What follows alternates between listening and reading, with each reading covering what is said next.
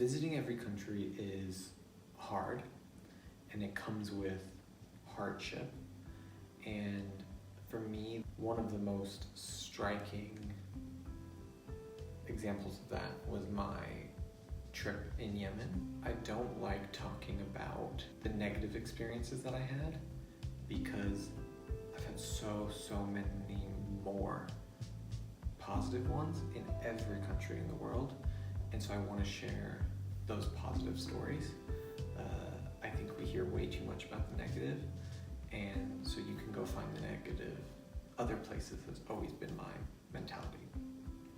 But I also think that it's important to talk a little bit about things that have happened in order to avoid them maybe happening for others. So Yemen. I went to Yemen in November 2017. The conflict is still going on, and it was very much going on then.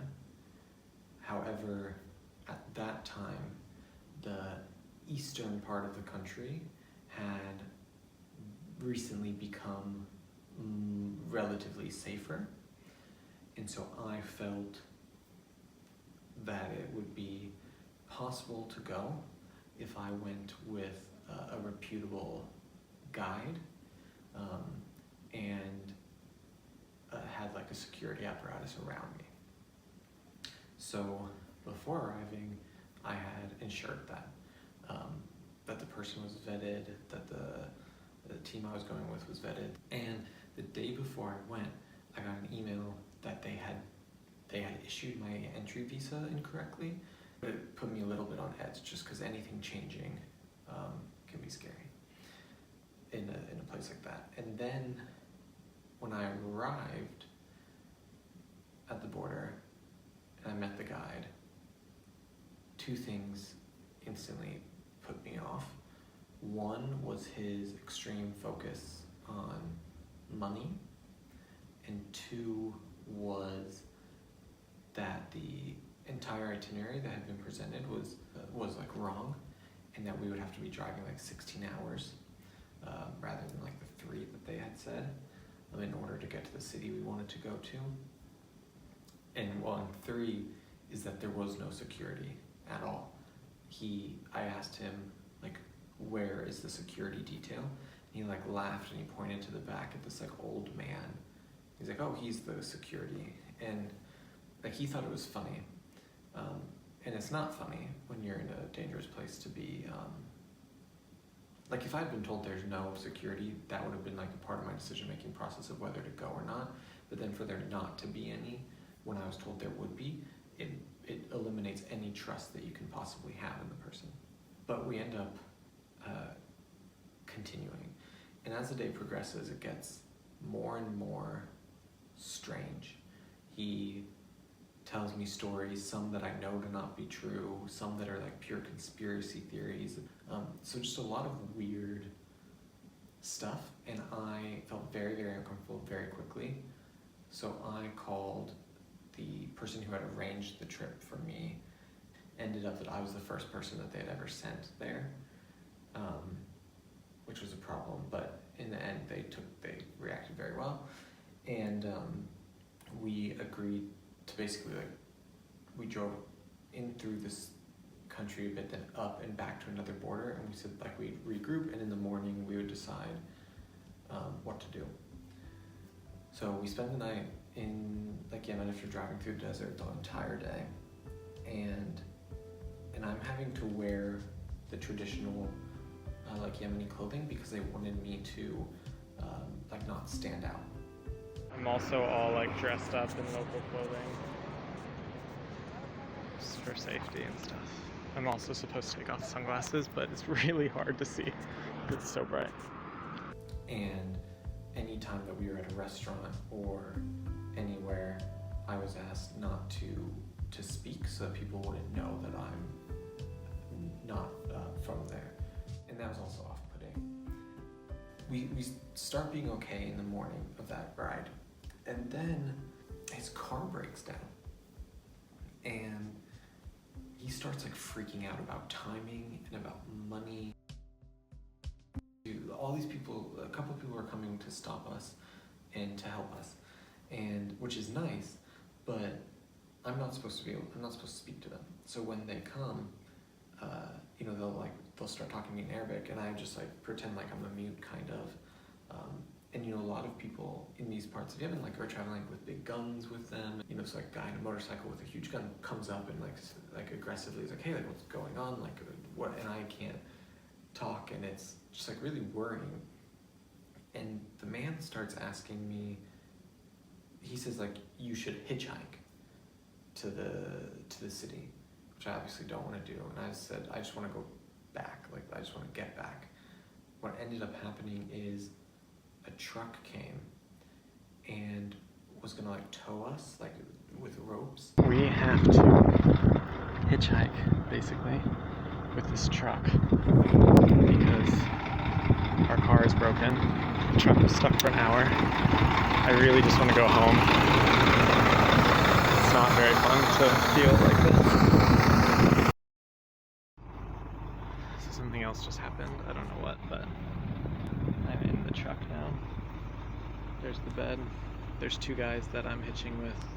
My guide supposedly is in the back, so let's see how this goes. Like where you had a hitchhike, like sit in the truck, and I just had to pretend to be mute. I was told not to like show that I'm a foreigner, so I'm just a mute according to these people. And I mean, everybody was just like so, it was like so sketchy. And then the truck got stuck. This was supposed to be our tow truck, but now it is stuck in the sand, going into hour number 4. I mean, it was just like a total mess. When the car broke down, he started like screaming and blaming me and saying that like because I had rushed them, it was my fault that the car broke. Like strange stuff like that, you know, like he was just seemed very unstable, like, and it was just scary. So I had said I just want to leave and go back, and it was just very I mean, there's a lot more to it that's like not entirely relevant, but basically I said I wanted to leave immediately, and he was saying he was gonna keep me there. He like showed me his gun to say, maybe we were talking about like the security, and he's like, well, I have the gun. You know, you never know, like, is it gonna be used to protect me or on me? I don't know. It was like, there's just so much like going through my head. It was like so scary, and I like didn't want to be there. And so I like left after like 2, like, I mean, at the end of the second day, I was just like, I cannot be, like, I said, like, we're turning around, we're going right now. And so we did. And it was awful. It was like awful. I just remember all I wanted was to leave. Like I wanted to get out. And it was dark. We were driving just like in the dark in the middle of the desert in Yemen. At one point we were driving and some guy, like a soldier, like waved us over, and then they told us, then they like put a guy in our car. And again, like, and I guess the guy started asking all these questions about who I was. And it was just like, and I couldn't speak, so I was just being quiet. I mean, the whole thing was just incredibly stressful for a few days. Basically, where he ended up like dropping me was like 10 kilometers away from the border or something. He was just like refused to take me, and then he pretended that he lied and said that he set up a car to drive me back into Oman and into the city. And we get to the border, and there's no car. Stranded in Yemen, on the side of the road. It's ridiculous. So but once I exit Yemen, I'm just like happy to be gone from the situation, and I'm in no man's land. Just like sitting there, and he had lied even to his like team, like to this old man who was the one who brought me to the border. So we were just both like there waiting, and like nothing was happening. And no idea what's happening now. We're sitting at the border. The old man is sitting over there. I actually have no idea what's happening at all. And there's all these like illegitimate guys trying to like say, oh, like give us like $500 and we'll drive you to Salalah, like we'll drive you to the city. Thanks be to God, alhamdulillah, the Omani Royal Police, like at the border, who saw that I was standing there, that all these people were talking to me and like trying to like pull me in different directions. They came up and they asked, so what's going on? And I said, like, this man is associated with like a con man essentially, but they're supposed to be helping me get to the city. And these guys are trying to like make me get to the city, but like I don't know who they are, and they're asking for lots of money, and I don't know what is right. Like and this is like at 2 a.m. or 3 a.m. And the guy says to me, if you don't mind, can we just tell everybody to like go away and like we can take care of you? And I was like of course, like thank you so much. And he got rid of the Yemeni guy, he got rid of these taxi drivers, and they gave me like a little mat and like a blanket like in their office, and like a comfortable, like 2 chairs so I could like sleep a little bit. And after like 10 minutes he like brought me like dinner like on a plate, and they gave me Omani sweets, and when I started to sleep they like they gave me a pillow, and they were like singing song. I mean, it was just after the 2 days of being so incredibly stressed, the Omanis just took such good care of me and just wanted me to feel happy. And then every car that would come by, which isn't very many, they would say, Inshallah, Salalah, essentially saying, we hope that you're going to Salalah, and can you bring this boy? So a few hours later, they woke me up and they said, hey, we found a car, and there's 3 guys, a Saudi, a Yemeni, and an Omani, and they had been hunting in Yemen, but they live in Oman, and they had been told to drive me, and they didn't speak any English, but we were like just connecting on like music, like playing like music for one another, like this song, and they were like, we were dancing and like we were laughing. The Royal Omani Police had said, you must take this guy to his hotel, like that it's a job. And my hotel was like 30 minutes actually away from the city, and when they found that out, they said, it's okay, like we'll still take you. And because of some of the other stuff that happened that I didn't explain, I had no money like the guy had, stolen it all. And but they like didn't care at all. But I left some in the hotel, and so like it was funny. They were like, they found this guy, me, like sleeping in the immigration building, being told by the military, like you have to take this guy to his hotel, like he's been conned and robbed and like treated poorly. And then they ended up bringing me like to one of the nicest hotels in the city, and then like I gave them hundreds of dollars. And they were so confused. It was like from beggar to whatever. But that at the end of this like awful experience, I was like saved by the Royal Omani Police, and it shows me that any of the negativity that happened in the 2 days before was offput by how many people were so positive at the end of it. It wasn't that I had a bad experience with Yemen, it's that I had a bad experience with the guide that had brought me. Yemen is still like problematic. Recently, a lot of other travelers have been entering. Very few of them went as far in as I did. Some did. Like it can be fine. I mean, everything's like a toss-up. I do think if you're with a trusted guide, then you can be fine. But that wasn't my situation. I don't blame at all the country.